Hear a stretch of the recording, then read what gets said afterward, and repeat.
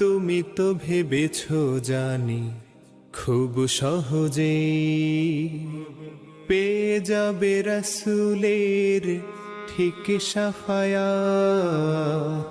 ঈমানের দাবি নিয়ে কাল আখিরায় পেয়ে যাবে সুবিশাল তুমি জান্নাত।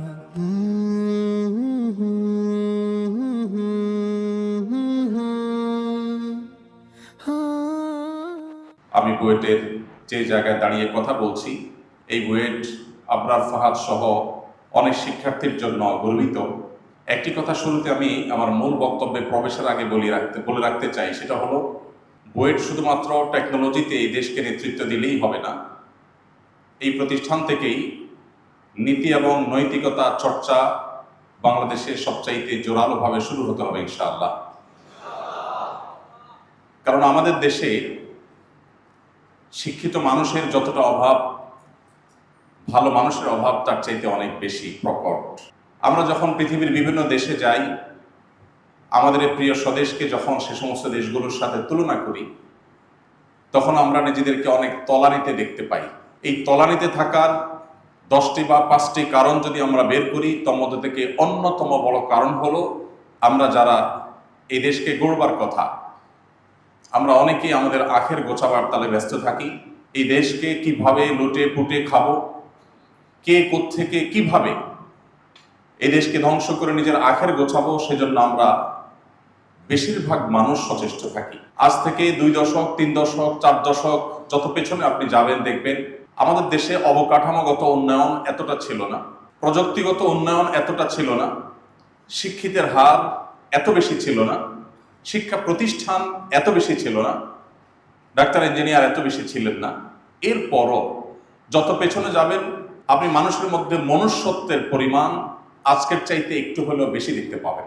আমরা দিন যত অতিবাহিত করছি, তথ্য প্রযুক্তিতে, অবকাঠামোতে, শিক্ষায়, জ্ঞানে বিজ্ঞানে অনেক দিক থেকে আমরা অগ্রসর হলেও মানবিক যে সমস্ত গুণাবলী আমাদের মধ্যে থাকার কথা ছিল, মানবিক মূল্যবোধের যে জায়গায় আমাদের অনেক বেশি অ্যাড্রেস করার কথা ছিল, সেই জায়গায় প্রতিনিয়ত যেন আমরা দুর্বল থেকে দুর্বলতর হয়ে যাচ্ছি। এর অন্যতম কারণ হলো যে আমাদের সব দিক থেকে আমরা অগ্রসর হলেও আমাদের দ্বীনি শিক্ষা, নৈতিক শিক্ষা, এই জায়গাটাতে দিন যত অতিবাহিত হচ্ছে তত বেশি আমরা দুর্বল হয়ে যাচ্ছি এবং তার কুফল আমাদের নিজের চোখে আমরা দেখতে পাচ্ছি।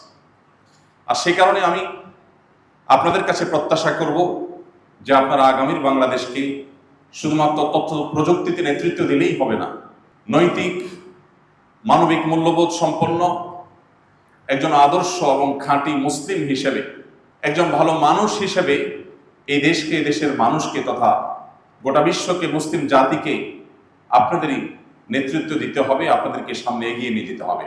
আবরার ফাহাদরা আমাদেরকে স্বপ্ন দেখিয়েছে, স্বপ্ন দেখায়, অনেক বেশি অনুপ্রেরণা যোগায়। আর সুন্নাহ ফাউন্ডেশন থেকে আমরা বেশ কয়েকটি ইসলামী জ্ঞানের প্রতিযোগিতার আয়োজন করেছি। আমরা বেশ কয়েক বছর আগে ফ্রান্স থেকে প্রিয় নবী সাল্লাল্লাহু আলাইহি সাল্লামকে যখন কটূক্তি করে অবমাননা করার অপচেষ্টা করা হলো, তখন আমরা সিরাত পাঠ ও প্রতিযোগিতা আয়োজন করেছিলাম। সেই প্রতিযোগিতায় আমি যদি ভুল না জেনে থাকি বা আমার যতটুকু স্মরণ হচ্ছে, সেই প্রতিযোগিতায় চ্যাম্পিয়ন হয়েছিল বুয়েটেরই একজন শিক্ষার্থী। এবং আমাদের একটি প্রতিযোগিতা এখন চলমান আছে, 15 লক্ষ টাকার পুরস্কারের বিশাল বড় বহর নিয়ে আমরা এই প্রতিযোগিতার ঘোষণা দিয়েছিলাম গত রমাদান মাসে। আগামী রমাদান মাসে এই প্রতিযোগিতাটা চূড়ান্ত পর্যায়ে ইনশাআল্লাহ পৌঁছবে। সেটি হলো কোরআনে কারীমের পাঠ ও প্রতিযোগিতা। শুধুমাত্র ওলামা একরামের তত্ত্বাবধানে কোরআনে কারীমের তর্জমাটা একটু বোঝার চেষ্টা করা, পুরো কোরআনে আল্লাহ তাআলা কি বলেছেন সেটা জানার চেষ্টা করার জন্য মানুষকে অনুপ্রাণিত করার উদ্দেশ্যে এই প্রতিযোগিতা আমরা আয়োজন করেছি। অনলাইনে আমরা পরীক্ষা নিয়ে থেকে আপনারা অনেকে জানেন, এবং সর্বশেষ ধাপ রমাদানের আগে হয়ে যাবে। আর রমাদানের শেষ সপ্তাহ, শেষ জুমাবার বাদ ফজর ইনশাআল্লাহ পুরা কোরআন থেকে কম্পিটিশন হবে। সেই কম্পিটিশনে, ফাইনাল কম্পিটিশনে যে কেউ অংশগ্রহণ করতে পারবে, এবং সেখান থেকে 3 জনকে আমরা ফাউন্ডেশনের খরচে ইনশাআল্লাহ উমরা করাবার সিদ্ধান্ত গ্রহণ করেছি। আরো বিপুল পরিমাণ পুরস্কার থাকছে। এত গল্প বলার মূল উদ্দেশ্য হলো এই কম্পিটিশনেও বেশিরভাগ ক্ষেত্রে আমরা দেখেছি যে প্রত্যেকটি ধাপেই আমাদের বুয়েটিয়ান ভাইয়েরা এমনকি বুয়েটান বোনরা আমাদের চ্যাম্পিয়নের মুকুটগুলো বেশিরভাগ ক্ষেত্রে দখল করে রেখেছে। এই একটি বিষয় দেখে আমি খুব বেশি অনুপ্রাণিত এবং আমি খুব বেশি আশাবাদী যে আমরা বাংলাদেশের সাধারণ মানুষ যারা আছি, যারা আপনাদের দিকে আমরা চেয়ে আছি, আমরা যখন পৃথিবীর বিভিন্ন দেশে যাই, প্রিয় স্বদেশটা যখন অনেক তলানিতে দেখতে পাই, তখন আমাদের অনেক কষ্ট লাগে, তখন আমাদের অনেক দুঃখ হয়। আমরা কেন এত পিছিয়ে? আমাদের দেশের মানুষ এত উদ্যমী, এত পরিশ্রমী, অন্য অনেক দেশের মানুষের মতো অলস নয়। তারপরও আমরা কেন এতটা পিছিয়ে? এই কেনর যত কারণ বের হবে, তোর মধ্যে থেকে অন্যতম বড় কারণ হলো আমাদের দেশের বেশিরভাগ মানুষ বা উল্লেখযোগ্য সংখ্যক মানুষ তারা কোনোভাবে দুর্নীতি করার সুযোগ পেলে সেই সুযোগটা তারা হাতছাড়া করতে চান না। প্রিয় স্বদেশটাকে কুরে কুরে যে যেভাবে পারেন, উল্লেখযোগ্য সংখ্যক মানুষ সেভাবে এটাকে খেয়ে শেষ করেন। আপনারা যদি নীতিনৈতিকতায় বলিয়ান হন, আপনারা যদি কোরআন এবং হাদিসের আলো আলোকিত হন, তাহলে সেক্ষেত্রে প্রিয় স্বদেশের এই অভাবটি ঘুচবে। আমরা ইনশাআল্লাহ সেই স্বপ্নের প্রিয় স্বদেশ পাবো, যে স্বদেশ সমৃদ্ধ হবে, যে স্বদেশে অভাব থাকবে না। আমরা কম্পিটিশন করতে পারবো পৃথিবীর অনেক উন্নত দেশের সাথে। তো আমরা যে সেই আগামীর পথেই হাঁটছি, দ্বীনি ক্ষেত্রে, ধর্মীয় ক্ষেত্রে, এমনকি ইসলামিক কম্পিটিশনগুলোতে আমাদের বুয়েটিয়ান ভাইদের বোনদের যে চলমান অগ্রসরতা আছে, তাদের একের পর এক যে আমরা দেখতে পাচ্ছি যে তাদের ভালো ভালো জায়গাগুলো তারা দখল করছেন, এখান থেকে আমার আশা হয়, আমি স্বপ্ন দেখি যে সেদিন বোধহয় বেশি দূরে নয়, যেদিন আমাদের কষ্টগুলো ঘুচে যাবে, এই দেশ দুর্নীতি মুক্ত হবে, এই দেশ আলোকিত হবে, পৃথিবীর অন্যান্য দেশের মতো আমরা ইনশাআল্লাহ ভালো একটা জায়গায় যেতে পারবো। আল্লাহ তাআলা আমাদের সবাইকে সেই তৌফিক দান করুন। সম্মানিত ভাইরা, প্রিয় নবী সাল্লাল্লাহু আলাইহি সাল্লামের জীবনী নিয়ে নানামুখী আলোচনা আপনারা শুনেছেন, তার জীবনের বিভিন্ন দিক নিয়ে আপনারা কথা শুনেছেন। আমি একটি সুনির্দিষ্ট দিকের উপর কিছু কথা বলতে চাই, আর সেটি হলো, আজ গোটা বিশ্বে আমরা যারা নিজেদেরকে মুসলমান পরিচয় দিই, আমাদেরকে যে কয়েকটি বিষয় দিয়ে সবচেয়ে বেশি আঘাত করা হয়, তার মধ্যে থেকে একটি হলো ইসলাম তথা মুসলমানদেরকে আমাদের মা বোনদের মুখোমুখি দাঁড় করাবার একটা চেষ্টা বিভিন্ন প্রান্তে আপনারা দেখতে পাবেন। আমাদের স্বদেশেও আছে, দেশের বাইরেও আছে। আমি আজ সেজন্য প্রিয় নবী সাল্লাল্লাহু আলাইহি সাল্লামের যে অবদান আছে বিশ্ব মানবতার প্রতি, তার মধ্যে থেকে এই জায়গাটাতে ফোকাস করতে চাই, সংক্ষেপে কিছু কথা আরজ করতে চাই যে আমাদের প্রিয় নবী সাল্লাল্লাহু আলাইহি ওয়াসাল্লাম নারী মুক্তিতে তিনি কি অবদান রেখেছেন, তিনি নারী জাতিকে কোন জায়গায় পেয়েছিলেন এবং কোন জায়গায় রেখে গেছেন, আমরা শুধুমাত্র এই তুলনাটা আপনাদের সামনে আজ উপস্থাপন করতে চাই। আমরা যারা ইতিহাসের পাঠক, কম বেশি আমরা সবাই জেনে থাকব যে প্রিয় নবী সাল্লাল্লাহু আলাইহি সাল্লামের আবির্ভাবের পূর্বে, তাঁর আত্মপ্রকাশের পূর্বে, তখনকার আরব সমাজে নারীর যে অবস্থান ছিল, সেই অবস্থানটা কোরআনে কারীমের বিভিন্ন জায়গায় আল্লাহ তাআলা উল্লেখ করেছেন। আমরাও কম বেশি সবাই জানি। আমি শুধুমাত্র কয়েকটি পয়েন্ট আকারে বলতে চাই। প্রিয় নবী সাল্লাল্লাহু আলাইহি সাল্লাম যেই সমাজে এসেছেন, যেই পৃথিবীতে এসেছেন, ওই পৃথিবীতে বিশেষ করে আরবদের মধ্যে একটা প্রথা ছিল যে নারী হিসেবে জন্মগ্রহণ করার কারণে বাবা মায়ের সম্পদে বা কারোর সম্পদে, স্বামী হোক, বাবা হোক, ছেলে হোক কিংবা অন্য কেউ হোক, কারোর সম্পদে নারীর কোনো প্রকার উত্তরাধিকার পাওয়ার সুযোগ ছিল না। নারীর জন্য কোনো হিস্সা রাখা ছিল না কোনো সম্পদে। এবং তখন বলা হতো যারা যুদ্ধের জন্য উপযুক্ত তারাই শুধুমাত্র পরিত্যক্ত সম্পদের ভাগ পাবে, অন্য কেউ নয়। নবী করিম সাল্লাল্লাহু আলাইহি সাল্লামের আবির্ভাবের পূর্বে তখনকার আরব বিশ্বের মানুষের মধ্যে এই প্রথা প্রচলিত ছিল যে কোনো নারী তিনি যখন স্ত্রী হিসাবে কোথাও আবির্ভূত হবেন, স্বামীর কাছে তার কোনো অধিকার থাকবে না, তার শুধু কর্তব্য থাকবে স্বামীর প্রতি। স্বামীর কাছ থেকে তার প্রাপ্য কোনো অধিকার সেই সমাজে মোটেও ছিল না। আরেকটি বেশ ভয়ঙ্কর দিক ছিল যে তালাকের কোনো সংখ্যা ছিল না। একজন মানুষ তার স্ত্রীকে যত খুশি তত তালাক দিতে পারত, যতবার খুশি ততবার তালাক দিতে পারত, কোনো ডিসিপ্লিন ছিল না। জাস্ট একটা হাতের পুতুল নিয়ে মানুষ যেরকম খেলা করে, নিজের ঘরের স্ত্রীকে নিয়ে সেভাবে মানুষ তামাশা করতে পারতো, যা খুশি তা করতে পারত। আবু দাউদে বর্ণিত এক হাদিসে নবী করিম সাল্লাল্লাহু আলাইহি সাল্লামের আবির্ভাবের পূর্বের মক্কার মুশরিকদের অবস্থা বর্ণিত হয়েছে যে তখন বিবাহেরও কোনো সংখ্যা নির্ধারিত ছিল না, যার যা খুশি তা সে করতে পারত। মাতৃজাতিকে এমন একটি জায়গায় তখনকার মানুষজন রেখে দিয়েছিল যেন একটি ঘরের যত আসবাবপত্র আছে, একজন মানুষের 10টি সম্পদ যেরকম আছে, তার যে সম্পত্তি আছে এরকম সম্পদ নয়, তার যে সম্পত্তি আছে অন্য 10টি, সেরকম একটি সম্পত্তি মনে করা হতো নারীকে। এবং সেজন্য তার সাথে আচরণ করা হতো একজন মানুষ হিসাবে নয়, একজন মানুষের তখনকার সবচাইতে দামি সম্পদ ছিল বিভিন্ন রকমের মূল্যবান পশু। সবচাইতে বড় মূল্যবান অ্যাসেট মনে করা হতো পশুকে, ঘোড়া, ওট, বকরি, বিভিন্ন রকমের পশু। নারীকে অনেকটা সেই জায়গায় তখনকার মানুষজন দেখত। প্রিয় ভাইরা আমার, প্রিয় নবী সাল্লাল্লাহু আলাইহি সাল্লাম যে সমাজে এসেছেন সেই সমাজে মাসিক হলে একটা পর্যায়ে এসে সে নারীদেরকে গোয়ালের অন্যান্য যে সমস্ত চতুষ্পদ জন্তু ছিল, পশু ছিল, সে সমস্ত পশুদের সাথে গোয়ালে রাখা হতো অনেক সমাজে। অর্থাৎ স্বামী তার নিজের ঘরে রাখার উপযুক্ত আর তখন মনে করতো না। স্বামী যখন মারা যেতেন তখন তাদেরকে অন্যত্র বিবাহ করতে বাধা দেওয়া হতো। এমন জঘন্য জঘন্য কালচার ছিল, তার সবগুলো আসলে মুখে উল্লেখ করাও কঠিন। নোংরামি এমন চরম পর্যায়ে পৌঁছেছে যে সেগুলো আসলে পাবলিক প্লেসে আজকালকার পৃথিবীতে বলাটাও কঠিন। তার একটি শুধুমাত্র উল্লেখ করার মতো, কোনো মানুষ যখন মারা যেত, তার যত সন্তান আছে, তার যদি কোনো স্ত্রী থাকতো, অন্য স্ত্রীর গর্ভে জন্ম নেওয়া ছেলেরা সেই বাবার রেখে যাওয়া স্ত্রী অর্থাৎ সৎ মাকে বিবাহের জন্য সবচেয়ে বেশি অগ্রাধিকার মনে করত তখনকার সমাজ। কারণ বাবা যে সমস্ত সম্পদ রেখে গেছে, সম্পত্তি রেখে গেছে, অ্যাসেট রেখে গেছে, মনে করত বাবার স্ত্রী এই সৎ মাও একটা অ্যাসেট, অতএব ছেলে যেহেতু বাবার অন্যান্য অ্যাসেটের মালিক হয়, সেই হিসাবে এটারও সে মালিক। নোংরামি কোন পর্যায়ে ছিল তার অনেকগুলো উদাহরণ আছে, যে উদাহরণ আসলে পাবলিক প্লেসে বলার মতো না। আমি এখানে থামবো। সর্বশেষ যে পয়েন্টটি বলতে চাই তা আপনাদের সবার জানা আছে। আল্লাহ রাব্বুল আলামিন কোরআনে কারিমে বলেছেন, ওয়াইযা বুশশিরা আহাদুহুম বিল উনসা যাল্লা ওয়াজহুহু মুসওয়াদ্দান ওয়া হুয়া কাযীম ইয়াতাওয়ারা মিনাল কওম মিন সুই মা বুশশিরা বিহি।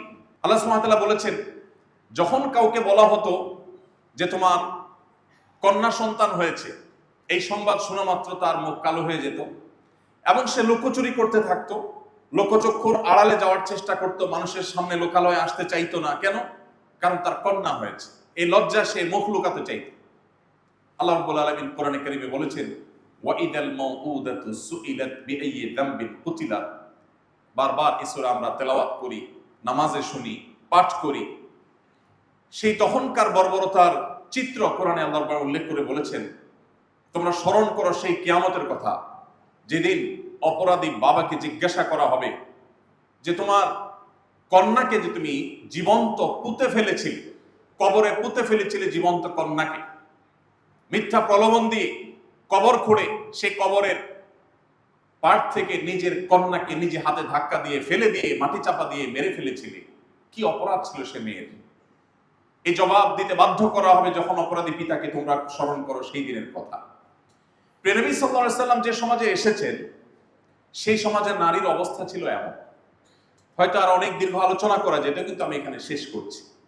ইসলাম নারীকে কি দিয়েছে, প্রিয় নবী সাল্লাল্লাহু আলাইহি সাল্লাম বিশ্ব মানবতার জন্য কি রেখে গেছেন, সেই তুলনা বা সে আলোচনা করা ততক্ষণ পর্যন্ত যথার্থ হবে না যতক্ষণ পর্যন্ত আমরা সেই 1450 বছর আগের সামাজিক বাস্তবতাকে অনুভব না করব।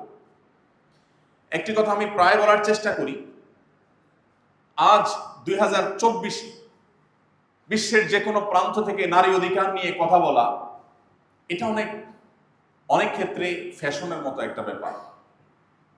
এটা একটা ভাবসাবের একটা ব্যাপার। এটা বললে আপনি সামাজিক সিম্প্যাথি পাবেন, অনেকের কাছে আপনি ভালো একটা অবস্থান পাবেন, পত্রিকাগুলো, মিডিয়াগুলো আপনাকে কাভারেজ দিবে, আপনাকে সবাই বাহবা দিবে, বিশ্বের বড় বড় এম্বাসিগুলো আপনাকে সেদে সেদে অনেক প্রজেক্টের ফাইল আপনার থেকে ডেকে নিয়ে পাশ করে দিবে, আপনার বাজেটের কোনো অভাব হবে না। প্রিয় নবী সাল্লাল্লাহু আলাইহি সাল্লাম যখন নারী মুক্তি নিয়ে কাজ করেছেন তখন বিশ্বের বাস্তবতা ছিল সম্পূর্ণ এর বিপরীতে। তো আজকের পৃথিবীতে নারীর অধিকার নিয়ে কথা বলাটা সেফ জোনে থেকে বরং অনেকটা এই ইস্যুতে কথা বলাটা এটা আমাদের জন্য বেশ রিল্যাক্সের একটা ব্যাপার। নবী করিম সাল্লাল্লাহু আলাইহি সাল্লাম যখন নারীদেরকে তাদের প্রতি যে অপমান অপদস্থ চাপিয়ে দেওয়া হয়েছিল, তাদের প্রতি জুলুম এবং অবিচারের যে চরম সীমায় পৌঁছেছিল মানবতা, ঠিক তখন তিনি নারীদের জন্য কি দিয়ে গেছেন। এই কথাগুলো এই জন্য বলা যে আজও মুসলিমদেরকে এই কথা শুনতে হয় যে ইসলাম নারীদেরকে নাকি কোণঠাসা করে রেখেছে। এখনো আমাদেরকে সেই সমস্ত গালি শুনতে হয় যেগুলোর বিরুদ্ধে সবচেয়ে বেশি সংগ্রাম আমরা করেছি, আমাদের বাপদাদারা করেছেন, পূর্বপুরুষরা করে গেছে।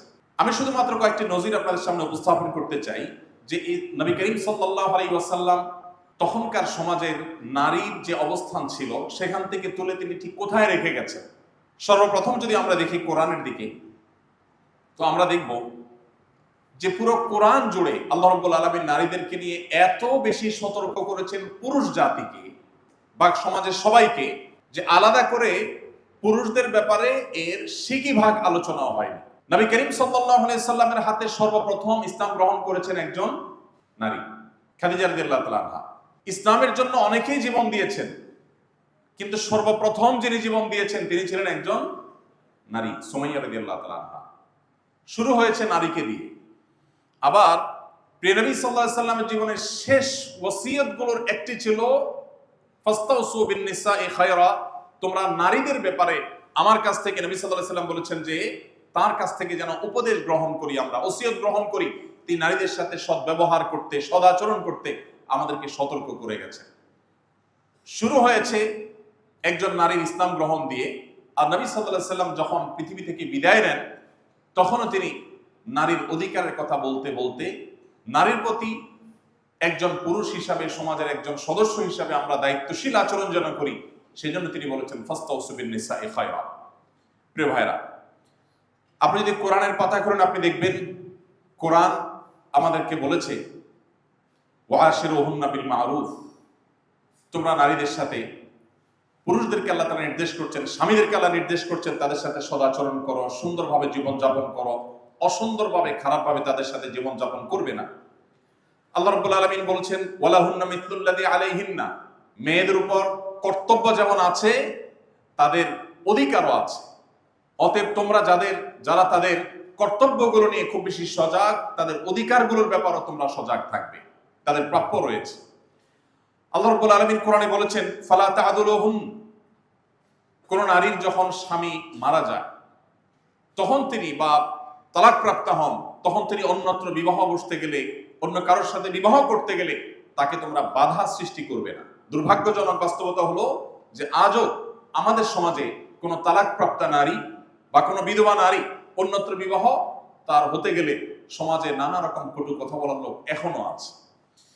আপনি কোরআন যদি খোলেন দেখবেন নারীদের সম্পর্কে সতর্ক করে আল্লাহ রাব্বুল আমাদেরকে বলেছেন ওমাত্তিউহুন্না আলাল মুসিআ কাদারুহু আলাল মুখতিরি কাদারুহু, কোন কারণে যদি বিচ্ছেদ হয়ে যায়, তালাক হয়ে যায়, তাহলে খবরদার তোমরা যারা সচ্ছল তারা তাদের সামর্থ্য অনুযায়ী, যারা অসচ্ছল তারা তাদের অবস্থা অনুযায়ী তোমাদের সে তালাক প্রাপ্তা স্ত্রীদের ভরণ পোষণ, ইদ্দত শেষ হওয়া পর্যন্ত সেটার বন্দোবস্ত তোমরা করবে। আল্লাহ রাব্বুল আলামিন আরো নির্দেশ করেছেন আমাদেরকে আসকিনুহুন্না মিন হাইথু সাকানতুম মিন ওয়াজিদিকুম, তোমরা যেরকম বাসায় বসবাস করো, তোমরা যেরকম লাইফস্টাইল মেনটেন করো, তালাক হয়ে গেলেও, তালাকের আগে তো বটেই, এমনকি বিচ্ছেদ হয়ে গেলেও তোমরা তোমাদের স্ত্রীদের ইদ্দত পালন শেষ হওয়ার আগ পর্যন্ত ঠিক সেই রকম তোমাদের মতো করে সেরকম বাসা বাড়ি, সেরকম থাকার ব্যবস্থা এবং সেরকম জীবনযাপনের ব্যবস্থা তোমরা করবে, এটা তোমাদের কর্তব্য। আল্লাহ সুবহানাহু ওয়া তাআলা আরো বলেছেন ওয়ালা তুদাররুহুন্না লিতুদাইয়িকু আলাইহিন্না, মেয়েদের সিদ্ধান্ত গ্রহণ করবার যে স্বাধীনতা শরীয়ত তাদেরকে দিয়েছে সেখানে কোনো প্রকার সংকীর্ণতা তোমরা সৃষ্টি করবে না। আল্লাহ রাব্বুল আলামিন আরো বলেছেন ওয়া আতুন নিসা সাদাকাতিহিন্না নিহলা, বিবাহের পর তোমরা মেয়েদের মহর সন্তুষ্ট চিত্তে তাদের প্রাপ্য অধিকার হিসাবে আদায় করে দিবে। আল্লাহ রাব্বুল আলামিন আরো বলেছেন ওয়া আতুহুম মিন মালিল্লাহিল্লাযী আতাকুম, আল্লাহ তাআলা তোমাদেরকে যে সম্পদ দিয়েছেন সেখান থেকে তাদেরকে তাদের প্রাপ্য সম্পদ বুঝিয়ে দাও। আল্লাহ সুবহানাহু ওয়া তাআলা বলেছেন হুন্না লিবাসুল লাকুম ওয়া আনতুম লিবাসুল লাহুম। শুধু তাদের উপরে চাপালে হবে না, তারা যেরকম তোমাদের জন্য পোশাক তুললো তোমরাও তাদের জন্য পোশাক তুললো। আল্লাহ তাআলা আরো বলেছেন ফালা তাবগু আলাইহিন্না সাবিলা, তোমাদের স্ত্রীদের ব্যাপারে তাদের বিরুদ্ধে কোন প্রকার ক্ষতি সাধন করবার জন্য, তাদের অধিকার খর্ব করার জন্য কোন পথ অনুসন্ধান করার চেষ্টা তোমরা করতে যাবে না। আল্লাহ তাআলা বলেছেন লা ইয়াহিল্লু লাকুম আন তারিথুন নিসা কারহা, কোন নারীর পরিত্যক্ত সম্পদ জবরদখল করা, ভাই হয়ে বোনের সম্পদ মেরে দেওয়া, স্বামী হয়ে স্ত্রীর সম্পদে দখলদারিত্ব প্রতিষ্ঠা করা, খবরদার এই কাজটি তোমরা কেউ করতে যাবে না। আল্লাহ সুবহানাহু ওয়া তাআলা বলেছেন লা তা'দুলুহুন্না লিতাযহাবু বিবা'দি মা আতাইতুমুহুন, তোমরা স্ত্রীকে মোহর হিসেবে যা দিয়েছো বা উপহার উপঢৌকন হিসেবে যা দিয়েছো, তাদের প্রাপ্য অধিকার হিসেবে যা দিয়েছো, ছলে বলে কৌশলে সেটা নেওয়ার জন্য ফন্দি ফিকির আবার করতে যাবে না। আল্লাহ রাব্বুল আলামিন বলেছেন ফাইমসাকুম বিমারুফ আও তাসরিহুম বিইহসান, সংসার করতে হলে সুন্দরভাবে ভদ্রলোকের মতো তাদের সাথে সুন্দর আচরণ করে সংসার করবে, অথবা বিচ্ছেদ করতে চাইলে সেটাও সুন্দরতম উপায়ে তোমাকে শরীয়ত সম্মতভাবে কোন প্রকার অনিষ্ট করা ছাড়া, দুরাচরণ করা ছাড়া সেটি করতে হবে। প্রিয় ভাইরা আমার, এভাবে যদি শুধুমাত্র নারীদের সম্পর্কে সমাজের সাধারণ সর্বস্তরের মানুষকে আলাদা আলাদা যে নির্দেশগুলো আল্লাহ তাআলা করেছেন, নবী সাল্লাল্লাহু আলাইহি সাল্লামের উপর যে ওহী নাযিল করেছেন, সেগুলো যদি আমরা বলতে থাকি তাহলে বহর আরো অনেক বড় হয়ে যাবে। আমি এখানে শেষ করছি। নবী সাল্লাল্লাহু আলাইহি সাল্লাম বলেছেন, আমরা সবাই কম বেশি জানি, খায়রুকুম লি আহলি, তোমাদের ভিতরে সবচেয়ে ভালো মানুষ কে? আমি একটা কথা প্রায় বলি, আমাদের দেশে চারিত্রিক সনদপত্র দেওয়ার জন্য অথরিটি হলো আমাদের জনপ্রতিনিধিরা, আমাদের কমিশনার, মেম্বার সাহেব, চেয়ারম্যান সাহেবরা আমাদের চারিত্রিক সনদ দেন। অথচ আমাদের নামে মামলা মোকদ্দমা আছে কিনা, আমাদের বিরুদ্ধে কোনো অভিযোগ আছে কিনা, গোয়েন্দা সংস্থার কোনো তথ্য আছে কিনা, বা সামাজিক কোনো অপরাধের কোনো তথ্য, কোনো রেকর্ড আছে কিনা, এগুলো বড়জোর তারা বলতে পারে। নবী সাল্লাল্লাহু আলাইহি সাল্লামের এই হাদিসের দিকে তাকালে আমরা দেখি যে না, চারিত্রিক সনদপত্র দেওয়ার অধিকার বা রাইট আসলে সবচেয়ে বেশি হলো স্ত্রী। নবী সাল্লাল্লাহু আলাইহি সাল্লাম বলেছেন খায়রুকুম লি আহলি, তোমাদের মধ্যে সবচেয়ে ভালো মানুষ সে যে তার স্ত্রীর কাছে ভালো। অর্থাৎ কোন পুরুষ যদি বুক টান টান করে এই কথা বলার সৎ সাহস রাখে যে আমার স্ত্রী আমাকে এজ এ মানুষ, ভালো মানুষ, এই কথার সার্টিফিকেট দিবে, স্বীকৃতি দিবে, সে পুরুষ আল্লাহর কাছেও ভালো, আল্লাহ রাসূলের কাছেও ভালো, মুসলিম হিসেবেও ভালো। আর যদি এই কথা বলার মতো বুকের সাহস না থাকে, তাহলে সেক্ষেত্রে তার ভালো মানুষ নিয়ে যথেষ্ট সন্দেহ আছে। আমরা অনেকেই বাহিরে ভালো, কিন্তু আমাদের বাসাবাড়ির চোহর দিতে আমরা অনেকে কিন্তু ভালো না। আমি এই জন্য প্রায় বলার চেষ্টা করি, যারা বিবাহিত আছেন তারা বাসায় গিয়ে মিসেসকে জিজ্ঞাসা করবেন যে নবী করিম সাল্লাল্লাহু আলাইহি সাল্লাম বলেছেন সবচেয়ে ভালো তোমার কাছে যদি হতে পারে তাহলে নাকি আসলে আমি ভালো। অ্যাকচুয়ালি আমার অবস্থানটা তোমার কাছে কি, আমি মানুষটা কেমন, এটা জিজ্ঞেস করলে উত্তরে যদি আপনি হাসি পান, রিপ্লাইতে যদি হাসি পান, তাহলে বুঝবেন যে অবস্থা খারাপ। কারণ আপনার স্ত্রী যদি আপনাকে এর উত্তরে হেসে দেন, তাহলে তার মিনিং হবে যে তুমি মানুষ কেমন এটা জিজ্ঞাসা করতে আসছ, এর উত্তর দিয়ে আমি আবার কোনটার সম্মুখীন হই। আর যদি আপনার ভেতর বলে যে না, আমার স্ত্রী আমার অগোচরে অন্যদের কাছেও আমাকে নিয়ে তার শত অভিযোগ থাকতে পারে, কিন্তু দিন শেষে আমাকে সে ভালো মানুষের স্বীকৃতি দিবে, এই স্বীকৃতি যদি আপনি পেতে পারেন তাহলে আপনি আল্লাহর কাছেও ভালো। নবী সাল্লাল্লাহু আলাইহি সাল্লাম এখানে শেষে বলছেন ইন্টারেস্টিং কথা, তার নিজের একান্ত ব্যক্তিগত তথ্য তিনি বলছেন ওয়া আনা খায়রুকুম লি আহলি, তোমাদের সবাই নিজের স্ত্রীর কাছে যতটা ভালো হতে পারো, আমি আমার স্ত্রীদের কাছে সবচাইতে ভালো। তোমাদের মধ্যে স্ত্রীদের কাছে সবচাইতে ক্লিন ইমেজের মানুষ আমি নবী সাল্লাল্লাহু আলাইহি সাল্লাম, তার কথা তিনি বলেছেন। প্রিয় ভাইরা আমার, নবী সাল্লাল্লাহু আলাইহি সাল্লামের আপনারা জানেন তার অনেক স্ত্রী ছিল। একজন স্ত্রীরই মন জয় করতে আমাদের অবস্থা খারাপ হয়ে যায়, সেখানে এতজন স্ত্রী ছিল। আপনি সিরাত গ্রন্থগুলো যদি অধ্যয়ন করেন, খোলেন, পড়েন, দেখবেন এমনকি অমুসলিমদের লেখা নবী সাল্লাল্লাহু আলাইহি সাল্লামের জীবন চরিত্র যদি আপনি পড়েন, আপনি বিস্মিত না হয়ে পারবেন না। তার ব্যাপারে তার কোনো স্ত্রীর বিন্দু মাত্র কোনো অনুযোগ, কোনো অভিযোগ, কখনো কোনো নেতিবাচক মন্তব্য বা অপ্রাপ্তির কোনো কথা আপনি দেখাতে পারবেন না। তিনি কোনোদিন কোনো নারীর গায়ে হাত তোলেননি। বদর যুদ্ধের, উহুদ যুদ্ধের একটা ঘটনা এক সাহাবীকে নবী করিম সাল্লাল্লাহু আলাইহি সাল্লাম তার তরবারি দিয়েছিলেন, যাও শত্রুপক্ষের সঙ্গে লড়াইয়ে লিপ্ত হও। নবী করিম সাল্লাল্লাহু আলাইহি সাল্লামের তরবারি দেওয়াটা ছিল তার জন্য একটা অনুপ্রেরণা, যে নবীজি তার তরবারি আমাকে দিয়েছেন। তিনি অতিরিক্ত শক্তি এবং অতিরিক্ত সাহস তিনি অনুভব করছিলেন। যখন তিনি লড়াই করছিলেন উহুদ যুদ্ধের একটা পর্যায়ে আমরা জানি যে মুসলমানরা বেশ কোণঠাসা ছিলেন। ঠিক ওই সময়টাতে তিনি দেখতে পেলেন যে দূর থেকে কোনো একজন মানুষ মুসলিমদেরই কোনো একজন সদস্যকে হত্যা করবার পর তার বুক কেটে তার কলিজা বের করে চিবাচ্ছে, এরকম একটা দৃশ্য তিনি দূর থেকে অনুভব করতে পেরে অত্যন্ত ক্রোধান্বিত হয়ে সেই তরবারি নিয়ে দৌড়াতে গেলেন। কাছে গিয়ে দেখলেন যে এই জঘন্য নৃশংস হত্যাকাণ্ডের পর এই নৃশংস কাজটি যিনি করছেন সেই মরা লাশের সাথে তিনি একজন মহিলা, আবু সুফিয়ানের স্ত্রী হিন্দা।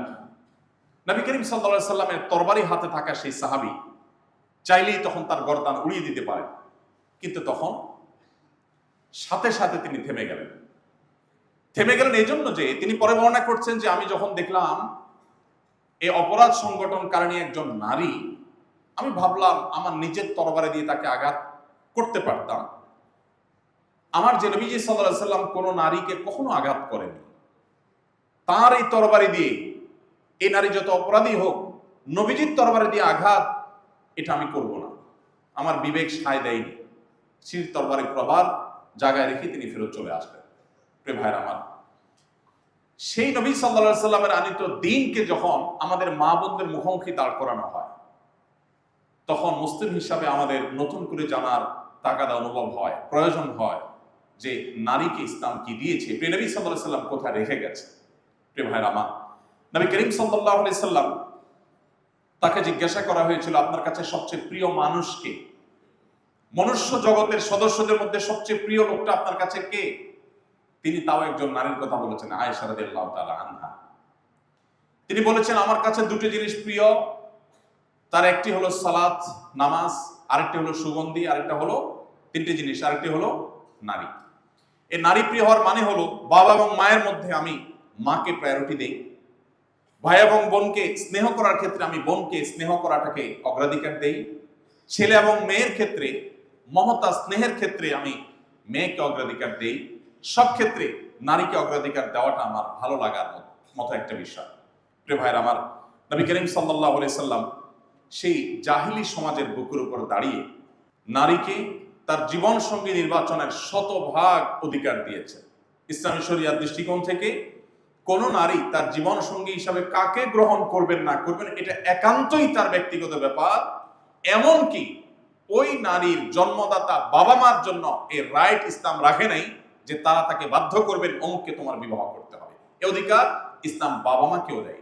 নবী করিম সাল্লাল্লাহু আলাইহি ওয়াসাল্লাম তার একটা প্রসিদ্ধ হাদিসের কথা আমরা জানবো, অনেকে জেনে থাকবো, যে তিনি বলেছেন কোন ব্যক্তি তার তিনটি কন্যা সন্তান অথবা তিনটি বোন যদি তার ঘরে থাকে, তার বাড়িতে থাকে, অথবা কারোর যদি তিনটি না থাকে দুটিও থাকে, দুটি কন্যা বা দুটি বোন যদি কারোর থাকে এবং তাদের সাথে যদি সে সদাচরণ করে, ন্যায়নিষ্ঠ আচরণ করে, তাদের প্রতি কোনো প্রকার জুলুম অবিচার না করে, কোনো বৈষম্য না করে, অধিকার খর্ব না করে, তাহলে সেক্ষেত্রে এই যে তাদেরকে সুন্দর করে লালন পালন করলো, দ্বীনি তারবিয়ত তাদেরকে দিল, তাদের অধিকার দেয়াতে কোনো প্রকার কার্পণ্য করলো না, ত্রুটি করলো না, নবী সাল্লাল্লাহু আলাইহি সাল্লাম বলেছেন এই ব্যক্তি জান্নাতের নিশ্চয়তা থাকবে, সে ব্যক্তি জান্নাতে প্রবেশ করবে। আপনারা কোরআন হাদিসে অনেকেই কম বেশি পড়েছেন, আমিও পড়েছি।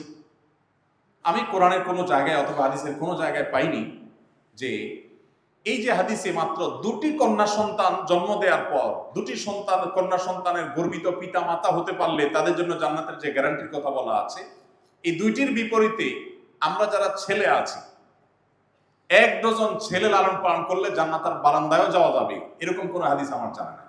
পুরো কোরআনে কোথাও আপনি সূরাতুর রিজাল বা পুরুষ সংশ্লিষ্ট সূরা এরকম কোন সূরার কথা আপনারা কেউই জানেন না, আমিও জানি না, নাই। কিন্তু সূরাতুন নিসা আছে। সূরাতুন নিসা মানে কি? নারী সংশ্লিষ্ট সূরা, এবং এই সূরাটা কোরআনের সবচেয়ে বড় সূরাগুলোর একটি, বহু পৃষ্ঠাব্যাপী, দীর্ঘ আয়তনের সূরা, শুধু এই সূরাই নয়, সূরা তালাক, সূরা তাহরিম, মেয়েদের বিধিবিধানগুলোকে বর্ণনা করার জন্য আল্লাহ তাআলা আরো কয়েকটি সূরা সুনির্দিষ্ট করে রেখেছেন। প্রিয় ভাইরা আমার, নবী করিম সাল্লাল্লাহু আলাইহি সাল্লাম নারীদের হজকে জিহাদ বলেছেন, যে আমরা পুরুষরা জিহাদে শামিল হয়ে আল্লাহর সন্তুষ্টি অর্জন যতটা করতে পারবো, নারীরা শুধুমাত্র যদি হজ করতে যায়, নারী হিসাবে হজ করতে যাওয়াটা তার জন্য নানা রকম কষ্টের হয়, অনেক বেশি পরিশ্রম সেখানে থাকে, নারী হিসাবে অনেক সময় তাদের কষ্টের কারণ হয়, পর্দা মেনটেন করতে গিয়ে তাদেরকে এক্সট্রা হ্যাসেল নিতে হয়। এই যে তারা অতিরিক্ত কষ্ট করে, নবী করিম সাল্লাল্লাহু আলাইহি সাল্লাম তার বিনিময়ে তাদের হজকে জিহাদের সমতুল্য বলেছেন, বাট পুরুষদের হজকে জিহাদের সমতুল্য বলা হয়নি। ঠিক একইভাবে কোন নারী আল্লাহ রাব্বুল আলামিন কর্তৃক প্রদত্ত প্রাকৃতিক তার যে দায়িত্ব আছে, সন্তান গর্ভে ধারণ করা, সন্তান প্রসব করা, সন্তান গর্ভধারণ করার পর এই কষ্টের পর যদি সন্তান প্রসব করতে গিয়ে কোনো মা মারা যান, নবী করিম সাল্লাল্লাহু আলাইহি সাল্লাম তার সে মৃত্যুকে শাহাদাতের মৃত্যু হিসেবে উল্লেখ করেছেন। অথচ কোন পুরুষ তার যদি পেশাগত দায়িত্ব পালন করতে গিয়ে মারা যান, তাহলে তার জন্য আলাদা করে শাহাদাতের মর্যাদার কথা কিন্তু বলা হয়নি। আপনি এভাবে কোরআনে কারীমের পাতায় পাতায়, হাদিসের পাতায় পাতায় দেখবেন যে নারীদের অধিকার নিয়ে নবী করিম সাল্লাল্লাহু আলাইহি সাল্লাম কি করেছেন, কি বলে গেছেন।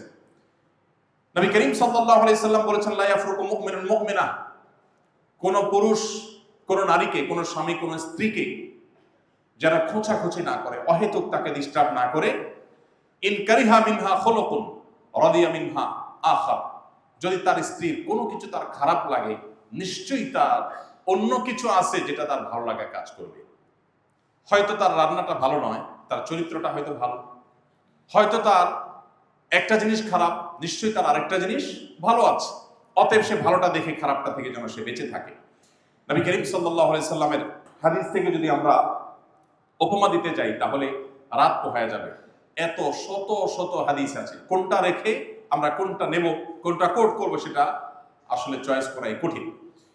নবী করিম সাল্লাল্লাহু আলাইহি সাল্লামের হাদিসের পাশাপাশি কোরআনেও পাতায় পাতায় মেয়েদের সম্পর্কে, আপনারা জানেন কোরআনে কারীমে আল্লাহ রাব্বুল আলামিন মৌলিক সব আদেশ নিষেধগুলোর কথা বলেছেন।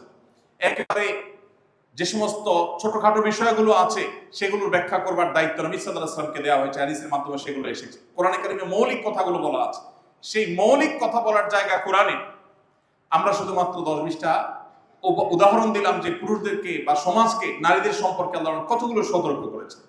আরেকটি সতর্ক হলো নারীদের চরিত্র এবং সম্ভ্রম রক্ষা করবার জন্য আল্লাহ তাআলা নির্দেশ করেছেন, কুল্লিল মুমিনিনা ইয়াগুদ্দু মিন আবসারিহিম ওয়া ইয়াহফাযু ফুরুজাহুম। হে রাসূল, ঈমানদার পুরুষদেরকে বলে দিন তারা যেন তাদের দৃষ্টিকে সংযত রাখে মেয়েদের প্রতি, যাতে তারা লোভাতুর দৃষ্টিতে তাকিয়ে তাদের সম্ভ্রমকে নষ্ট না করে। হয়তো কোনো মেয়ে, তাকে মুখে কেউ টিজ করছে না, মুখে কেউ উত্ত্যক্ত করছে না, শারীরিকভাবে কেউ হেনস্থা করছে না, কিন্তু মনে মনে তাকে নিয়ে যে বাজে কল্পনা জল্পনা, এটা যদি কেউ করে তাহলে সেও আল্লাহর খাতায় অপরাধী হবে। পৃথিবীর সমস্ত সমাজ নারীকে শারীরিক বা মানসিকভাবে হেনস্থা করলে সেটাকে অপরাধ বলে, কিন্তু মনে মনে নারীকে নিয়ে কেউ বাজে কল্পনা করলে সেটাকে পৃথিবীর কোনো সভ্যতা, কোনো সমাজ, কোনো আদালত, কোনো বিচার, কোনো জায়গা, কোনো দেশ এটাকে কখনো অপরাধ বলে না। অথচ প্রিয় নবী সাল্লাল্লাহু আলাইহি সাল্লাম যে শরিয়া আমাদের জন্য রেখে গেছেন, সেই শরিয়ার একটা অন্যতম সৌন্দর্য হলো যে এখানে নারীকে শুধুমাত্র তার ফিজিক্যাল এবং মানসিক হ্যারাসমেন্ট থেকে মুক্তি করা হয়নি, মানসিকভাবে মনে মনে, মনের জগতে আপনি কোনো নারীকে রেপ করলেও সেটাকেও আল্লাহ তাআলা অপরাধ হিসেবে কাউন্ট করে কিয়ামতের ময়দানে তার বিচার আল্লাহ তাআলা করবে। যেই মনে বাজে কল্পনাটা আপনি করেছেন সেটা মুখে যদি উচ্চারণ করতেন সেটা নিশ্চয়ই তিনি সহ্য করতেন না, কিন্তু তিনি যেহেতু জানেন না সেহেতু আপনাকে ধরতে পারেন নাই, আল্লাহ তাআলা সেটাকে পর্যন্ত কাউন্ট করবেন।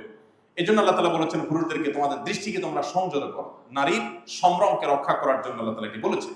কোন নারীকে যদি কেউ মিথ্যা অপবাদ দেয়, ছেলেদেরকেও মিথ্যা অপবাদ দেওয়া হয়, এবং এই আয়াতের আলোকে সারা বিশ্বের সব উলামা ইকরাম মুফাসসিরুন একমত যে এটা নারী পুরুষ সকলের জন্য প্রযোজ্য, কিন্তু আল্লাহ তাআলা নারীদের কথা বলা হয়েছে কারণ আমাদের সমাজে এখনো পর্যন্ত আমরা এই তথাকথিত আধুনিক বিশ্বেও আমরা দেখতে পাই যে নারীদের চরিত্রের উপরে যত দ্রুততার সাথে কালিমা লেপন করা হয়, ছেলেদের চরিত্রের উপর তত দ্রুততার সাথে কালিমা লেপন করা হয় না। এজন্য আল্লাহ তাআলা বলেছেন, ওয়াল্লাযীনা ইয়ারমুনাল মুহসানাত, কোন সতী সাধবী নারীকে যদি তার চরিত্র খারাপ এরকম কোন উক্তি কেউ করে, বাজে মন্তব্য কেউ করে, সুম্মা লাম ইয়াতু বিআরবাআতি শুহাদা, এরপর যদি 4 জন সাক্ষী সে উপস্থিত করতে না পারে, অপারগ হয়, অর্থাৎ যদি প্রমাণ করতে না পারে, তাহলে ফাজলিদুহুম 80 জালদাহ, ইসলামী দণ্ডবিধিতে, ইসলামিক বিচার ব্যবস্থায় ওই লোককে 80 বেত্রাঘাত করার নির্দেশ আল্লাহ তাআলা করেছেন। শুধু তাই নয়, কোরআন কারীমে আল্লাহ তাআলা আরো বলেছেন, এই রকম দোষে দোষী, অর্থাৎ কোন নারীর চরিত্রে কালিমা লেপন করে সেটাকে প্রমাণ করতে পারে নাই এমন ব্যক্তিকে আল্লাহ তাআলা লানত তার উপরে বর্ষিত হয় এবং তার সাক্ষ্য ওই শরিয়া আদালত আর কোনোদিন গ্রহণ করবে না। ভাইরা আমার, একই অধিকার পুরুষেরও আছে। ইসলাম পুরুষদের জন্য রেখেছে যে আপনি কাউকে মিথ্যা অপবাদ কারোর চরিত্রের উপর দিতে পারবেন না। বিশেষ করে সোশ্যাল মিডিয়ার এই যুগে আমরা তো কারোর ব্যাপারে মন্তব্য করতে আমাদের একটু বুক কাঁপে না। সামান্য একটু কোন রকম অজুহাত পেলেই, বিশেষ করে যদি প্রতিপক্ষ হয়, তাহলে তার কোনো কথাই নেই। আমাদের অনেক ভাইরা আছেন যে একজন মানুষ যার সাথে আমার আদর্শিক দ্বন্দ্ব আছে, যার সাথে আমার আদর্শিক মতপার্থক্য আছে, ধরা যাক তিনি আমার শত্রুতার জায়গায়, তারও যদি কোনো ইস্যু পাওয়া যায়, তখন সেটা তিলকে তাল বানিয়ে, সম্ভব হলে তিলকে কাঁঠাল বানিয়ে আমরা উপস্থাপন করি এবং এটাকে কোনো দোষ বিষয় মনে করি না। অথচ একজন ইমানদার, আল্লাহর সামনে তাকে দাঁড়াতে হবে, তিনি তার সেই জবাবদিহিতার বোধ থেকে তিনি কখনো কারোর প্রতি অবিচার করতে পারেন না। কোরআনে কারীমে আল্লাহ তাআলা বলেছেন, ওয়ালা ইয়াজরিমান্নাকুম শানাআন কওমিন আল্লা তা'দিলু ই'দিলু হুয়া আকরাবু লিত-তাকওয়া, তোমার শত্রুর সাথে তুমি শত্রুতা বশত জুলুম করবার অধিকার আল্লাহ তাআলা তোমাকে দেন নাই। তোমার শত্রু হতে পারে কেউ, প্রতিপক্ষ হতে পারে কেউ, তার প্রতিও আল্লাহ তাআলার নির্দেশ হলো তুমি ইনসাফ করবে, সেক্ষেত্রে তুমি অবিচার করবে না। প্রিয় ভাইরা আমার, কোরআনে কারীমে আল্লাহ রাব্বুল আলামিন নারীদের অধিকার নিয়ে যত কথা বলেছেন, আমি তার দীর্ঘ ফিরিস্তি আর টানতে যাচ্ছি না। সর্বশেষ যে পয়েন্ট আমি বলে শেষ করতে চাই সেটি হলো, নারীদের পরিত্যক্ত সম্পদে যে হিস্সা রেখেছে, এটা নিয়ে আমাদের সমাজে সবচেয়ে বেশি আলাপ আছে। আজকের পৃথিবীতে আমাদের মুসলমানদের উপর যে সমস্ত দোষারোপ করা হয়, তমল থেকে একটা হলো এটা, বলা হয় যে বাবার সম্পদে ছেলে যদি 2 আনা পায়, মেয়ে 1 আনা পাবে। এটা মেয়েদের প্রতি অবিচার মনে করেন অনেকে। আমরা দেখি মেয়েদেরকে আল্লাহ রাব্বুল আলামিন কোরআনে কারীমে যে হিস্সা দিয়েছেন পরিত্যক্ত সম্পদে, মেয়েরা যখন কন্যা হয় তখন কখনো কখনো বাবার সম্পদের অর্ধেক পায়, আবার বাবা যদি হেবা করেন, দান করে দেন, তাহলে পুরোটাই পেতে পারে। আর যদি 2 এর অধিক কন্যা থাকে কোনো বাবার এবং অন্য কেউ আর ভাই না থাকে, তাহলে সেক্ষেত্রে তারা বাবার সম্পদের 2/3 তারা শুধুমাত্র ওয়ারিস হিসাবে পায়। এছাড়া বাবা জীবদ্দশায় তাদেরকে উপহার উপঢৌকন হিসাবে আরো চাইলে দিতে পারে। আর যদি নারী মা হন, তাহলে সেক্ষেত্রে কখনো মৃত ব্যক্তির টোটাল সম্পদের 1/3, 1/3 অথবা 6 ভাগের 1 ভাগ পেতে পারে। এটা নির্ভর করে যে সন্তানের মা হিসেবে সম্পদ পাচ্ছেন, সেই সন্তানের ঘরে সন্তান আছে কিনা। সন্তান থাকলে তখন 6 ভাগের 1 ভাগ, আর কোনো সন্তান না থাকলে, নিজের ছেলের ঘরের বা মেয়ের ঘরে কোনো সন্তান না থাকলে, সেই ছেলে বা মেয়ের সম্পদ থেকে 1/3 পর্যন্ত পেতে পারে। তাহলে কন্যা হিসাবে পাচ্ছেন, মা হিসাবে পাচ্ছেন। এবার আসা যাক স্ত্রী হিসেবে স্বামীর সম্পদে।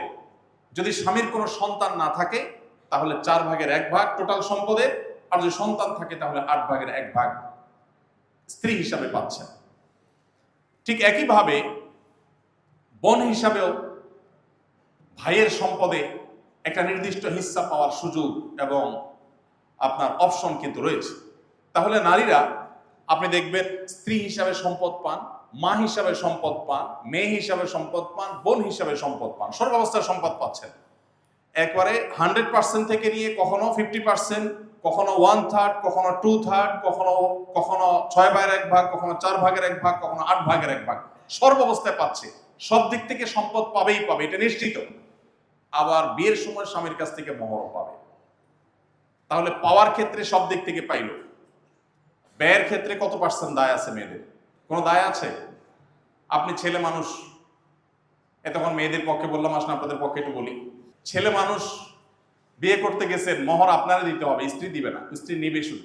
এরপর বিয়ের পর প্রথম শ্বশুরবাড়ি যাচ্ছেন, স্ত্রীকে সাথে নিয়ে প্রথমবার বেড়াতে যাচ্ছেন, মিষ্টির টাকা কে দিবে? স্বামী। শরিয়ার নির্দেশ, এটা বাধ্য, বাউন্ড, স্বামী দিবে, স্ত্রী না। আবার শ্বশুরবাড়ি থেকে নিজের বাড়িতে ব্যাক করছেন, তখন ফলমূল মিষ্টি যাই কিনেন, এটা বিলও কে দিবে? স্বামী দিবে। তাহলে ব্যয়ের ক্ষেত্রে 16 আনা হলো ছেলে, আর আয়ের ক্ষেত্রে সব জায়গা থেকে আয়ের অপশন আছে কার? মেয়ে। এখন আপনি ছেলে হিসাবে প্রাপ্তবয়স্ক যখন হয়ে গেছেন, বাবার হোটেলে তারপরও খান, ভার্সিটিতে পড়েন, বাবা টাকা পয়সা পাঠায়, এটা তো বোনাস হিসেবে পাচ্ছেন।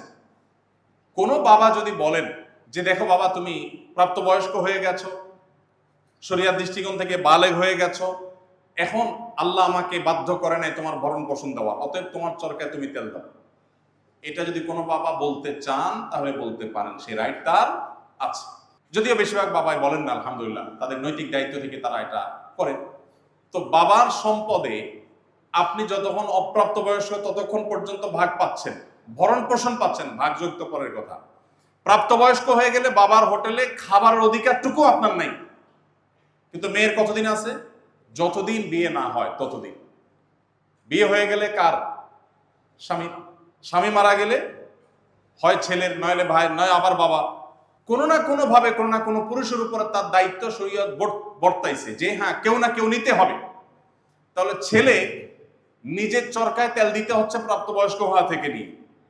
এরপরে এই বেচারা বিয়ের পরে স্ত্রীর দায়িত্ব, ছেলে মেয়ের দায়িত্ব, মা বাবার দায়িত্ব, সব দিক থেকে দায়িত্ব তার।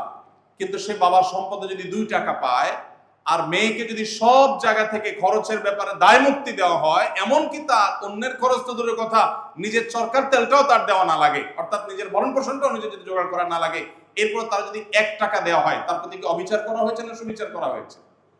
শুধু সুবিচার। নারী হিসাবে তারে বরং অতিরিক্ত দেওয়া হয়েছে।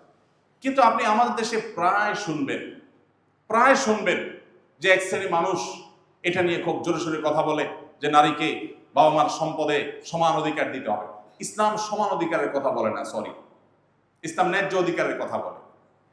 ইসলাম কখনো সমান অধিকার মেয়েদেরকে দিতে বলে না, ইসলাম বলে ন্যায্য অধিকার দাও। ন্যায্য অধিকার দিতেই কখনো সমান দিতে হয়, কখনো বেশি দিতে হয়, কখনো কম দিতে হয়। আপনার 2টা ছেলে আছে, একটা বয়স 10 আর একটা বয়স 20। সমান অধিকার যদি দিতে যান তাহলে জামা কেনার সময় দুইজনের জন্য একই সাইজের জামা কেনা লাগবে। আর যদি ন্যায্য অধিকার দিতে চান তাহলে যার জন্য যেটা অ্যাপ্রোপ্রিয়েট হবে তার জন্য সেই সাইজের জামা কিনবেন। ইসলাম ন্যায্য অধিকার দিতে বলে, সমান অধিকারের কথা বলে না। সমান অধিকার শুনতে অনেক চমকপ্রদ শোনা যায়, কিন্তু এটা বস্তাপচা সস্তা, অন্তঃসার শূন্য, বাস্তবতা বিবর্জিত। আপনার 2টি ছেলে আছে, একটার গায়ে জ্বর এসেছে 102, আরেকটার গায়ে এখনো জ্বর নাই।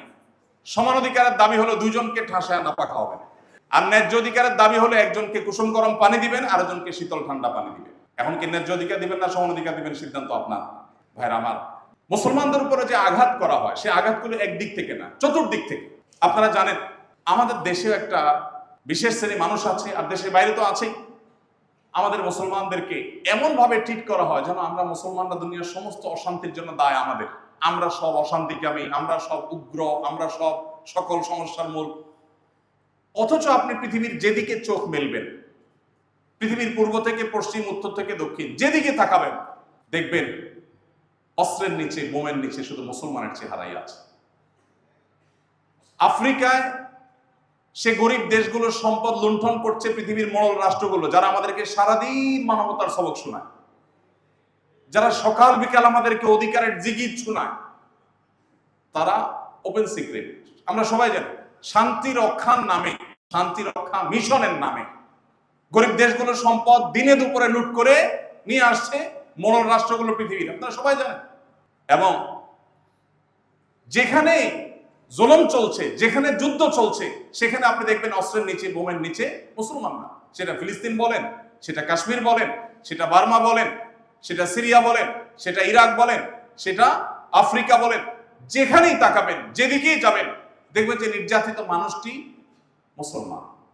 এরপরও বলা হবে পৃথিবীর অশান্তি সৃষ্টিকারী উগ্র জঙ্গি কারা? প্রিয় ভাইরা আমার, আমাদের প্রিয় নবী সাল্লাল্লাহু আলাইহি সাল্লাম তার যে মিশন, এই তাওহীদকে প্রতিষ্ঠিত করতে গিয়ে 27টি যুদ্ধে তাকে অংশগ্রহণ করতে হয়েছে। 27টি যুদ্ধে, এই 27টি যুদ্ধে অংশগ্রহণ করতে গিয়ে সর্বসাকুল্যে তার পুরো জীবনে যত মানুষ মারা গেছে সে মানুষের সংখ্যা হলো 1000, সম্ভবত 1013 জন বা 16 জন। এর মধ্যে আবার 600 জন ছিল ইহুদি, যারা বিশ্বাস ভঙ্গের দায়ে বিচারিকভাবে মৃত্যুদণ্ড পেয়েছে। তাহলে তাদেরটা বাদ রাখলে এটা তো যুদ্ধে মারা যায়নি, মাত্র 400 মানুষ নবী সাল্লাল্লাহু আলাইহি সাল্লামের পুরো জীবনের 27টি যুদ্ধে মারা গেছে। 400 মানুষ। এর মধ্যে আবার উল্লেখযোগ্য সংখ্যক মুসলমানরাই। তার গোটা মিশনকে গোটা পৃথিবীতে বাস্তবায়ন করতে গিয়ে এই মূল্য তাকে দিতে হয়েছে। আর আমাদের নতুন বাংলাদেশ পেতে কত মানুষকে মূল্য দিতে হয়েছে জীবন? প্রায় 2000-এর মতো মানুষ। ভাইরা আমার, 2টা বিশ্বযুদ্ধ করে 100 মিলিয়নেরও বেশি মানুষ হত্যা করেছে কারা? মুসলমানরা না? কারা করেছে? মুসলমানরা করেছে। 100 মিলিয়নেরও বেশি মানুষ শুধুমাত্র 2টা বিশ্বযুদ্ধে মেরেছে। এক একটা বিপ্লবের নামে হাজার হাজার লক্ষ লক্ষ মানুষকে পাখির মতো মেরেছে কারা? কিন্তু এরপরে আপনি দেখবেন যে সমস্ত তীর মুসলমানের দিকে, সকল দোষ মুসলমানের দিকে। আপনি আমাদের দেশের প্রেক্ষাপটে যদি চিন্তা করেন, মাদক বলেন, খুন বলেন, ধর্ষণ বলেন, সম্পদ পাচার করা বলেন, দেশটাকে একেবারে শেষ করে ফেলে লুট করে শেষ করার কথা বলেন, যত রকমের অপরাধের কথা বলেন, এর মধ্যে আনুপাতিক হারে কয়জন হুজুরকে আপনি দেখতে পাবেন যে হুজুররা এই দোষে দোষী সাব্যস্ত হয়েছে? কয়জন? কিন্তু এরপরেও বাপখানা এমন যে দেশ এগিয়ে যাচ্ছিল মঙ্গল গ্রহের দিকে, শুধু হুজুররাই টেনে রেখেছিল। দেশটা বহু আগে মঙ্গলে চলে যেত। পারে নাই কাদের জন্য? হুজুরদের জন্য। হ্যাঁ আমার, এই অবিচার, এই জুলুম আমাদের প্রতি চলছে। আর এই কারণে আমি আপনাদের প্রতি উদারত আহ্বান রাখতে চাই, মুসলমান শুধুমাত্র জন্মসূত্রে না হয়ে আসুন আমরা একটু পড়াশোনা করে মুসলমান হওয়ার চেষ্টা করি। আমি এই আহ্বান রেখে শেষ করতে চাই, আপনারা এই জাতির সবচাইতে বড় ভরসার জায়গা, আল্লাহর পর সবচাইতে বেশি স্বপ্ন দেখে মানুষ আপনাদেরকে নিয়ে, এই প্রতিষ্ঠানকে নিয়ে। মুসলমানের সন্তান হিসাবে শুনে শুনে মুসলমান না হয়ে, জন্মসূত্রে মুসলমান না হয়ে আসলে ইসলামকে একটু জানার চেষ্টা করি। আমরা যদি ইসলামকে ভালোভাবে জানতে পারি, কেউ আমাদেরকে বিভ্রান্ত করতে পারবে না। আর যদি আমরা ইসলাম সম্পর্কে জ্ঞান অর্জনের যে ফরজ দায়িত্ব রয়েছে সেটা যদি আমরা সঠিকভাবে পালন না করি, তাহলে সেক্ষেত্রে অন্যরা আমাদেরকে বিভ্রান্ত করবে, আমাদেরকে ধ্বংস করবে, আমাদের মধ্যে সংশয় সৃষ্টি করবে, ইসলাম সম্পর্কে ধোঁয়াশা তৈরি করবে। সময়ত ভাইরা, আমি আর দীর্ঘায়িত করতে চাই না। আমি আশা করি প্রিয় নবী সাল্লাল্লাহু আলাইহি সাল্লামের যে জীবন দর্শন আছে, তার যে জীবন ইতিহাস আছে, সেটা একটি বারের জন্য হলো আপনারা শুরু থেকে শেষ পর্যন্ত পড়বেন। যে কোনো সিরাত গ্রন্থ, নবী সাল্লাল্লাহু আলাইহি সাল্লামের পুরো জীবনী, তার আবির্ভাবের পূর্বের বিশ্ব পরিস্থিতি এবং তার 63 বছরের জীবনী এবং তিনি পৃথিবীকে যে পর্যায়ে রেখে চলে গেছেন, তার এই জীবনীটা যদি আপনি একবার শুরু থেকে শেষ পর্যন্ত পড়েন, আমি সব জায়গায় এই আহ্বান রাখি, আপনাদের কাছেও রাখছি। আমার বিশ্বাস, মুসলমান হিসাবে আপনি আপনার ইসলামটাকে অন্যরকম ভাবে অনুভব করবেন। আপনার ভিতরে পরিতৃপ্তি আসবে। ইসলাম পালনটা আপনার কাছে বোঝা মনে হবে না, আপনার কাছে এটা আনন্দের মনে হবে, তৃপ্তির মনে হবে, যদি আপনি নবী সাল্লাল্লাহু আলাইহি ওয়াসাল্লাম পুরো জীবনটা একবার পড়ে শেষ করতে পারেন। শুধুমাত্র একটি সিরাত আয়োজনের মধ্য দিয়ে সীমাবদ্ধ থাকলে আমাদের হবে না। আমাদেরকে নবী সাল্লাল্লাহু আলাইহি ওয়াসাল্লামের সিরাত পাঠ করতে হবে, পুনর্পাঠ করতে হবে, বারবার পাঠ করতে হবে, একাধিক সিরাত গ্রন্থ পাঠ করতে হবে। আমি আমার জীবনের অভিজ্ঞতা থেকে বলছি, যতবার আমি সিরাত গ্রন্থ পাঠ করেছি, যতবার পাঠ করেছি, একই বই একাধিকবার পাঠ করেছি, আমি একাধিকবার নিত্য নতুন দিক নবী সাল্লাল্লাহু আলাইহি ওয়াসাল্লামের আমার কাছে উদ্ভাসিত হয়েছে, উন্মোচিত হয়েছে, এবং আমার ঈমানকে আমি ফিল করেছি, অনুভব করেছি যে অন্যরকম এক উচ্চতায় আল্লাহ সুবহানাহু ওয়া তাআলা ঈমানকে পৌঁছে দিয়েছেন। আমি আপনাদেরকে আহ্বান রাখতে চাই যে শুধুমাত্র সিরাতের আয়োজন নয়, আসুন একটি হলেও সিরাত গ্রন্থ শুরু থেকে শেষ পর্যন্ত পড়ি, সম্ভব হলে আরো বেশি বেশি পড়ি, এবং সেই সাথে কোরআনে কারীম শুরু থেকে শেষ পর্যন্ত বুঝে বুঝে পড়া। আপনারা জানেন যে আমাদের অনেক ভাইরা আছেন, আমাদের এস এম নাহিদ হাসান ভাই বুয়েটিয়ান মানুষ, অথচ উনি কোরআনিক আরাবিকের উপরে যে কোর্স করান, যে সমস্ত বই পুস্তক লিখেছেন, শত শত মানুষ উপকৃত হচ্ছে। আমরা মাদ্রাসা ব্যাকগ্রাউন্ডের হয়েও তার সে সমস্ত কাজ দেখে আমরা আশ্চর্য হই, অবাক হই, বিস্মিত হই যে আল্লাহ তাআলা কত বেশি খেদমত দিচ্ছেন। তো আপনারা আপনাদের পড়াশোনার পাশাপাশি, ক্লাসের বা একাডেমিক পড়াশোনার পাশাপাশি একটা সময় বের করে যদি আপনারা কোরআনের সান্নিধ্যে সময় কাটান, কিছু সময় যদি আপনারা নবী সাল্লাল্লাহু আলাইহি ওয়াসাল্লামের সিরাতের সান্নিধ্যে সময় কাটান, তাহলে আমি মনে করি যে আপনাদের ইসলামটা আপনারা অন্যরকম উচ্চতায় নিয়ে যেতে পারবেন, ঈমানের মিঠাটাকে আপনারা অনেক বেশি উপর নিয়ে যেতে পারবেন, আপনাদের ইসলামটা আপনারা অনেক ভালোভাবে অনুভব করতে পারবেন। আল্লাহ তাআলা আমাদের সবাইকে সেই তৌফিক দান করুন। যদি সঠিক কিছু বলে থাকি আল্লাহর তরফ থেকে, ভুল কিছু বলে থাকলে সেটি আমার দায়, শয়তানের তরফ থেকে আমাকে ক্ষমা করবেন। এবং আপনাদের এই আয়োজন এর পেছনে আমি আবারও বলছি, যারা যেভাবে অংশগ্রহণ করেছেন, মাননীয় ভিসি মহোদয় থেকে নিয়ে একেবারে কর্তৃপক্ষে যারা যেভাবে অংশগ্রহণ করেছেন, আমাদের সময়ত শিক্ষকবৃন্দ এবং আমার ভালোবাসার শিক্ষার্থীবৃন্দ, আপনারা যারা যেভাবে পরিশ্রম করেছেন, আল্লাহ তাআলা আপনাদের সবাইকে এর জন্য সর্বোত্তম বিনিময় দান করুন। আমাকে কিছু কথা বলবার সুযোগ করে দেওয়ার জন্য আপনাদের প্রতি আমিও ধন্যবাদ জানাচ্ছি।